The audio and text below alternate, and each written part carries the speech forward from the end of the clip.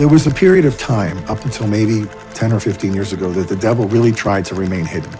And his biggest deception was to convince people he didn't exist. In the last 15 years, it is all out, I'm alive and well and with you, and I'm proud to be Satan. Worship me. Sin is at an all-time high. This is the most evil generation since the inception of man. Worse than the flood. Worse than Sodom and Gomorrah. Now. And we are propagating sin in a way we never used to. The demons text him. They send blasphemies. They talk about some of his cases. Like, this victim is never gonna, they're ours forever, you can't have them. And they'll try to call that number on the phone, and it's a non-working number. Wow.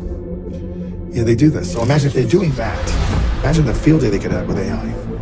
You had mentioned some type of a reference where you said demons are very much like lawyers or attorneys. There's a divine providence that governs everything in as much as we can understand it, and they understand it more because they're smarter than we are. If these computers are actually learning, if they're learning and they're going to bypass humans, that doesn't pose well if they're being manipulated by a side that hates humanity. And with artificial intelligence, we are summoning the demon.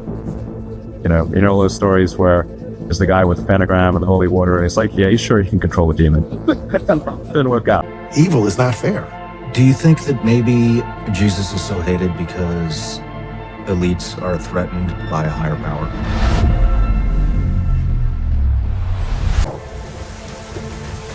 I don't know why Jesus is so hated. I don't know why he's so misunderstood.